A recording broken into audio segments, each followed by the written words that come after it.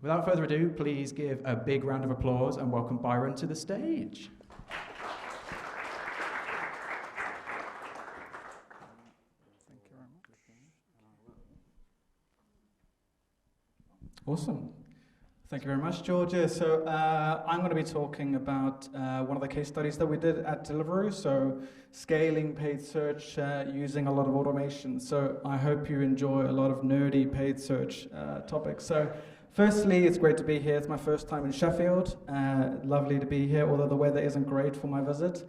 That slight twang you hear in my accent is because I am originally from South Africa, but I lived in Austria, Nigeria, China, and then moved back to the UK.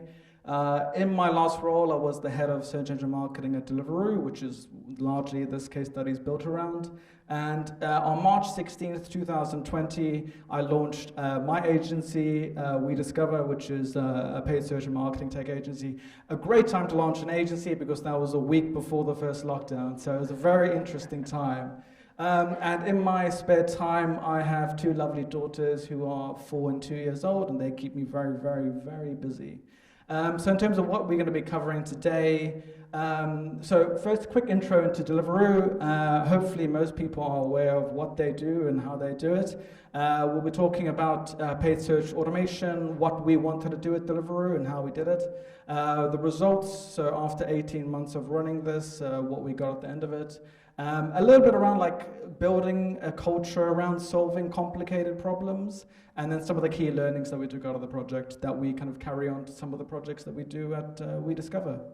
So in terms of Deliveroo, like I said, hopefully most people have ordered from them or know about them. So launched in 2013, operates all over the world, so UK, Europe, APAC, Australia.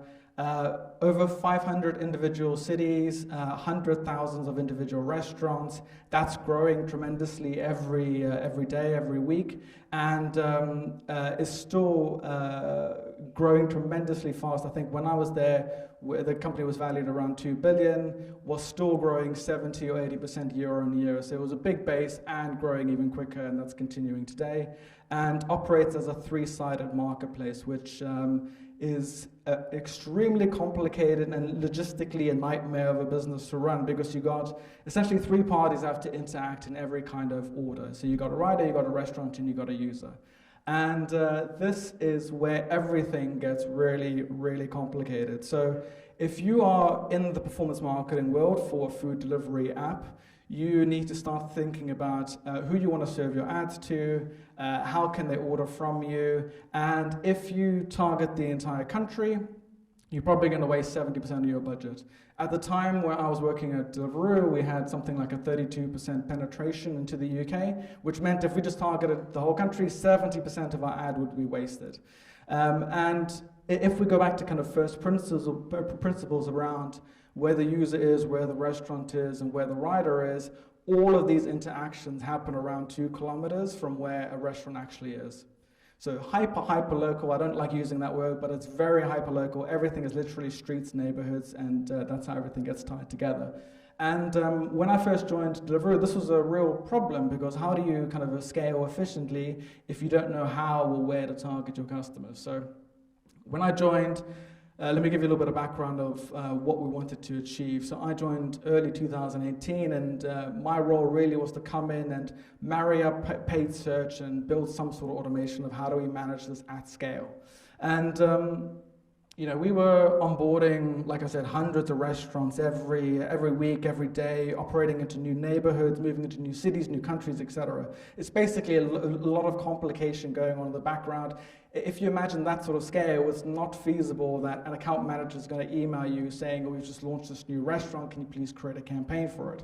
So you need some sort of way of how do you manage this. So the existing systems that operated are either semi-manual, semi-automated, depending if you're glass half full, glass half empty kind of person. But essentially it was some sort of data dump. Someone would clean the information and then upload it into Google Ads. Someone could do around 300 or 400 campaigns a day doing that. And that was mind-numbingly boring work, prone to loads and loads of mistakes. The backlog we had was 400,000 campaigns. So someone getting through 300 or 400 a day basically means we were never ever going to touch that backlog. So automation had to come into it somehow in order to scale up. So what we did have is a very small team, actually too small for the size of what Deliveroo has. So it was me and 2 managers. We had a team in Europe and a couple of people in Singapore. Very supportive directors, very supportive executive team. And essentially we as a collective had the kind of authority to make the kind of decisions that we wanted to. What we wanted to work on was largely encouraged by the directors and executives. This is probably a byproduct of how quickly Deliveroo was growing, but they wanted to enable the teams to make decisions for themselves. So we kind of started at the beginning of this project, and we kind of sat around the room, and if we were going to go through this project of automating how we ran paid search, we wanted to kind of establish these 2 like non-negotiable objectives. So at the end of this project, like what do we want as a collective? And the 2 things that we kind of came out with was every restaurant that joined Deliveroo had to have a campaign. Restaurants drive users for the business. It's the core of what they do. We have to support our restaurants in terms of marketing. This is a non-negotiable objective. And then every neighborhood where we operated in needed to have some sort of coverage. So if someone searched for a generic term, like we wanted to show our ads. Again, this comes to like the 30-70% of if someone's in an area where we can serve them, we want to show them. And the big thing is everything had to be done automatically with no manual intervention anymore. We will not be building and cleaning and sending 300 campaigns a day if we have a backlog of 400,000. This had to be done automatically. So we had a very small team, but a very, very clear and focused goals on what we wanted to do. And then we got started, right? So we turned to the business and we said, we need 3 to 6 months to clean house. We are not going to do any BAU work. We're not going to respond to local teams. We're just going to focus on our project. So we locked ourselves in Taco. Of course, Deliveroo has food-themed meeting rooms, and we got started. And there were kind of 4 decisions that we made pretty early on that dictated how we kind of spent the rest of the project. First one is we knew that at some point we were going to have to invest in custom tech. The kind of stuff that we wanted to do and the kind of problems that come with food delivery and the logistics and performance marketing, we knew that we couldn't go off the shelf and we had to build something, which meant we had to hire data scientists and engineers and connect them with paid search people, and this is how we kind of are going to solve some of these problems. We changed the team structure, so we went from 1 unit in Europe and 1 unit in APAC, and we said we're going to be a global team. If we're going to invest the time in building some sort of automation foundation, we can't have one team doing one thing and another team doing another. Everyone has to kind of use the same system. Every solution that we ended up building needed to be scalable and localized, which basically means the foundations of how we build and manage these campaigns is the same. But if we need to tweak it for languages or site structures or whatever, we had the ability to do so.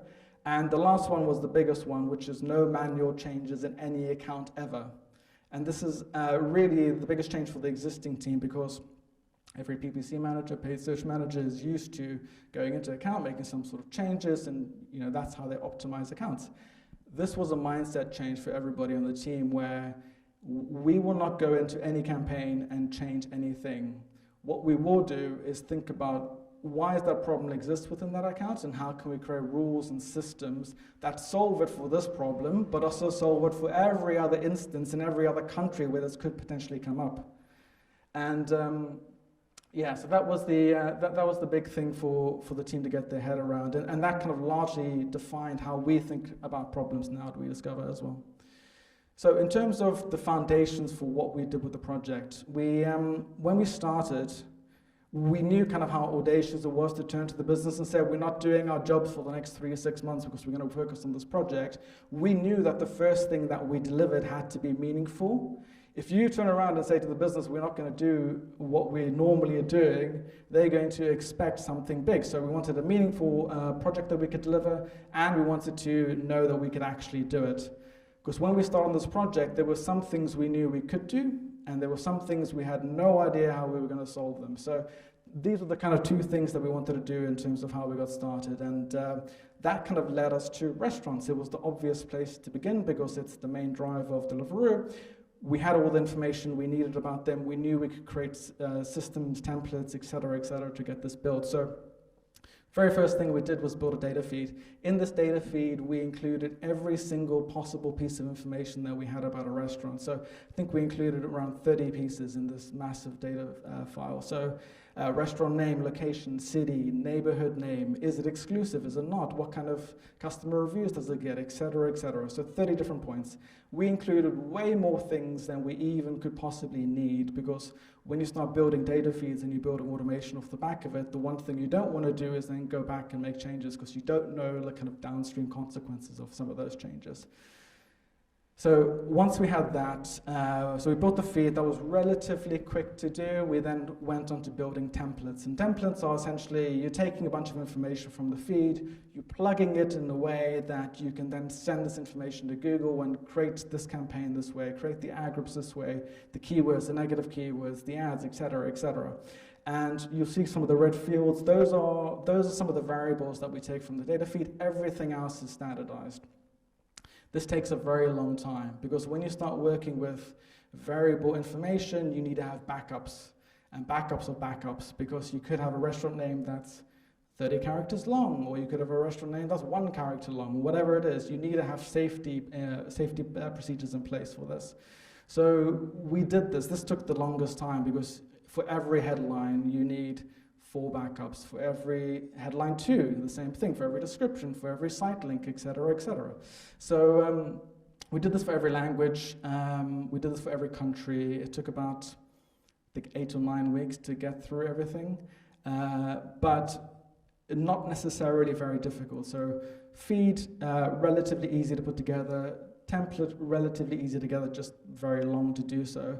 And then we were basically in a position where we had the structure that we could build and populate in the campaigns, and we need to think about who we want to target with these campaigns, with the restaurants. Again, because in the feed we have the location, we had the address. Once you have an address, you can find out the longitude, latitude coordinates, create some sort of proximity targeting, and you can then apply the targeting within Google. So essentially what we used to do is we had the feed create the campaign. We told the campaign, don't launch for the next 2 days. In those 2 days, we had scripts running in the background to go and find the address, apply the targeting, apply the proxy targeting, another script to go make sure that we had targeting for anything that went live, and then we were ready to essentially launch. So we launched, we did a soft launch in December 2018 in Hong Kong, which is not the best choice from us because I don't necessarily speak Mandarin, but we launched in December, got through a bunch of bugs, and then January 2019 we were ready to get ready with the kind of UK accounts, the big ones. Single afternoon we launched 30,000 campaigns, and then over the course of the next couple of weeks, hundreds and hundreds of thousands went out. To be honest, the most of the time we spent during this period was just fixing problems. If you think about restaurant names, they're not necessarily the best types of keywords that you want to bid on. So you have stuff like Istanbul, and then you have stuff like Tokyo, and you have stuff like Sarah being created as automatic keywords. So we just spent the entire time just trying to find ways of identifying low-quality keywords or keywords that are not going to be relevant for us, pausing them before they get started, and creating essentially flags to let people know that they need to go check something. But once this was done, we were then basically ready to move on to the second stage. So the first stage was every restaurant that comes along has a campaign. The second stage is every neighborhood where we operate needs to have some sort of coverage, and this is where virtual neighborhoods comes in. So when I talked about the starting point being meaningful and achievable, with the restaurants, we knew we could do that. This is not necessarily very difficult, it just takes a lot of time. Virtual neighborhoods, we had no idea how we were going to solve this one. So the kind of concept behind this is Deliveroo doesn't operate in every single place across a city. It operates in specific neighborhoods. So even London, where Deliveroo was founded in 2013, there's still areas where people can't get Deliveroo. So they operate on a street by street, neighborhood by neighborhood area, and what we wanted to try and understand is, if we move into a new neighborhood, how could we identify that? How could we create a campaign around it? And this is for stuff like brand competitor generic campaigns. And restaurants had an address, which makes it very easy to find where they are. Neighborhoods don't have that. They don't have a singular location that we know. And even some of the neighborhoods, as defined by Google, aren't exactly the same neighborhoods as defined by Deliveroo, so this made it even trickier. And then when you start thinking about automation, is you start thinking about rules and how can this be foolproof? And if you start thinking about like, oh, well, let's just apply the name, well, let's just apply the city. There's something like 12 different Sydneys in the world, and there's 7 different Chelseas. So these are not unique values that you can just plug into Google just to apply your targeting towards it. So this is the big problem that we have, is like, how do we actually define what area we want to operate in? So we created this brief for ourselves. We needed to understand what the boundaries were of where we could operate and where we wanted to show ads. We knew that whatever method we had to work across every single market where we operated, and this was very tricky because we have postcodes here in the UK, which is wonderful, but you don't have them in the Netherlands, and you don't have them in Hong Kong. So whatever we did for the UK had to be applicable to every single market across the world. And again, automatically, no manual steps, we don't want anyone checking anything. We kind of ended up that we knew we were probably going to use some sort of longitude and latitude coordinates because it's the most accurate, it works all over the world, it's the most scalable version of how we could do geo-targeting. 4 weeks, literally in a room, me and an engineer going through how we can solve this problem, and the 4th version of creating a solution is what we ended up using. So in a lot of ways, we had everything we needed all along. So when we created the data feed originally and we included 30 different data points, within that, we had something called a neighborhood ID, which is a unique identifier for a neighborhood that Deliveroo defines and only exists once. So 0001 is Chelsea because it was the first neighborhood. Then you go to 2, 3, 4, 5, and you go all your way down. Within that, because we had every single restaurant listed out, and we knew every address of every single restaurant, we essentially created a bunch of scripts which said, go and find every unique ID that you can find, i.e. Chelsea, go find every restaurant that exists within Chelsea and bring me the address. And within that, we started plotting these maps of restaurants that exist within neighborhoods as Deliveroo defines it by their ID. And if we go back to first principles, we know that where a restaurant is, a rider's going to be, and a customer can be served. So we took the logic of, if there's a restaurant there, we can serve an ad there because someone can receive some food. So essentially, we create a series of Google Ads scripts, which essentially found all these unique IDs, find all the locations that existed within them. We used some existing mathematical formulas to understand how do we build this, the radius that we need that it can cover all the locations within it. We then create a second mathematical formula which understood the center point of that. And then we had the way that we could target the location, i.e. the center point, and we knew what size the radius needed to be, i.e. the distance between the circle within those restaurants. Once we had that, we could build the templates which essentially said, every time you see a new neighborhood ID, create a campaign for me. And every time you create a campaign for me, go and do these formulas to identify where the longitude latitude coordinates are and how big the circle needs to be in order to serve ads within that area. So virtual neighborhoods were born, and we were then using our own restaurant data to try and identify what neighborhoods we needed to serve ads in. So the great thing about the system is that it's running every hour essentially and identifying every new restaurant that joins Deliveroo. If we need to make the neighborhood bigger because we added more restaurants, it does that. If we need to make it smaller, it will do that as well. So it's constantly updating the size of our neighborhoods as we enter new kind of restaurants and as they come on the system. Fun fact, which wasn't a fun fact at the time, is because we did all the calculations in the UK, when I went over to Singapore to launch this for APAC, when we launched in Australia, we ended up targeting the middle of the Pacific Ocean because we didn't take into account the curvature of the Earth in the southern hemisphere versus the northern hemisphere. So that was not a fun night, but in the morning we solved it, and then we launched them in Australia. And once we did that, we saw this incredible increase in the number of campaigns that we had, because we had these two things. We had the restaurants launching, going through the backlog, and we had the neighborhoods going through the backlog. So we created something like 400 or 500,000 campaigns in the course of a couple of months. And every time we entered new markets, or every time a new restaurant would come on board, these campaigns would get created. The problem then moved on from how do we create all these campaigns to how do we manage almost 1 million campaigns running across 10 different languages. But through all this additional growth that we've seen by adding new restaurant campaigns, new location campaigns, we saw this incredible growth in kind of conversion volume, because essentially we just have more people to serve and more queries to go after. So we launched January 2019, and we saw something like 166% improvement in conversion volume. Because of all this additional data, we also saw 35% improvement in efficiency. And the thing about this is that it's slightly not telling the full picture, because we started launching in January 2019, and we weren't really complete until June. So the real benefit of the system came the year after we launched all of this. But the best thing from our team's point of view is that all of the kind of growth and the conversions came from non-branded terms. So this wasn't just Deliveroo getting bigger as a brand and therefore we got more conversions. It was literally because we had this system, we could cover more queries, cover more locations, get more users in. And then the kind of flip side of that is, because we had such an efficient way of creating campaigns, we had one of the largest search share of voice compared to all of our customers, even those competitors, even those who had double or triple the budget that we had, and this is directly from Google. So it meant that because we had this ability to target users in the right location, we had very, very minimal ad wastage.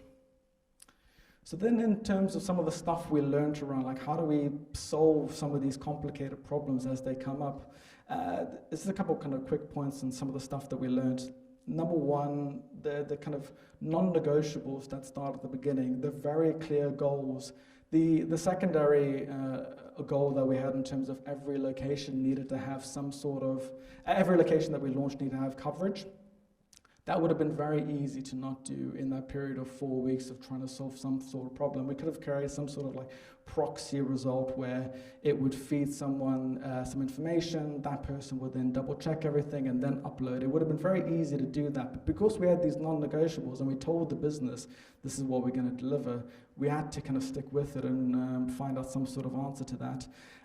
One owner, so someone driving the project, it worked very well for us in terms of someone pushing the projects through.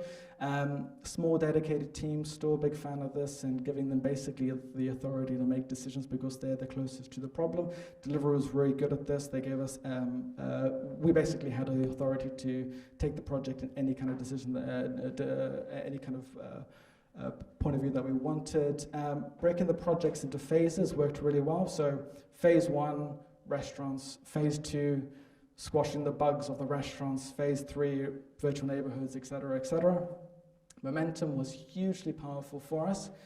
Because we launched these restaurants, because we saw this immediate kind of improvement in conversions, we had this kind of like real belief that anything that came up we can solve, and that kind of pushed us through the kind of the multitude of virtual neighborhoods problems that we had, and then deadlines kept us honest and true and pushing through to make sure that we delivered this for the business.